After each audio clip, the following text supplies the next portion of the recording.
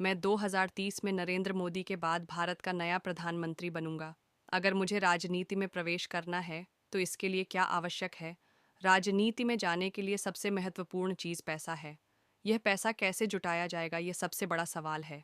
फिर हमें गाड़ियों की ज़रूरत होगी, और वह भी 50 गाड़ियों की। ये 50 गाड़ियाँ कहाँ से आएंगी, यह भी एक बड़ा सवाल है। इसके बाद हमें एक बड़ी फ़ैन फॉलोइंग बनानी होगी और इसे लगातार बढ़ाना होगा।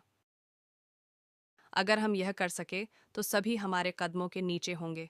यह आखिरी चीज़ होगी जो मैं राजनीति में प्रवेश करने के बाद करूँगा। मेरे राजनीति में आने का एक कारण है। आप सभी जानते हैं कि हमारे भारतीय प्रधानमंत्री नरेंद्र मोदी और उत्तर प्रदेश के मुख्यमंत्री योगी आदित्यनाथ ने राम मंदिर का निर्माण कराया।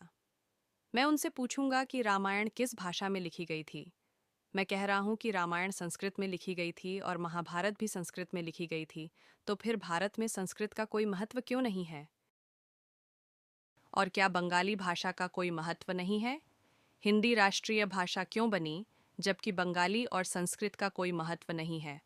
बंगाल के महान कवि रवींद्रनाथ टैगोर अमेरिका गए और वहाँ से पुरस्कार लेकर आए।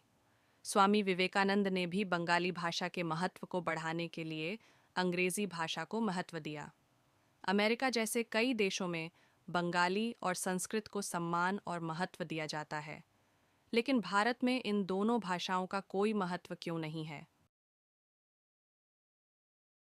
इसीलिए मैंने राजनीति में जाने और इन गलतियों को सुधारने का फैसला किया।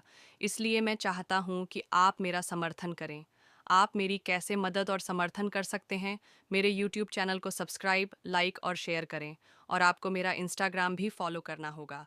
YouTube पर सब्सक्राइब बटन दबाकर मुझे वोट दें, ठीक वैसे ही जैसे लोग चुनाव में वोट देते हैं। अगर मेरे YouTube पर 50 मिलियन से ज़्यादा सब्सक्राइबर नहीं हुए तो मैं राजनीति में प्रवेश नहीं करूँगा। इसलिए इंस्टाग्राम पर भी मुझे फॉलो करें। जितनी जल्दी आप यह करेंगे, उतनी जल्दी आपको नतीजे मिलेंगे।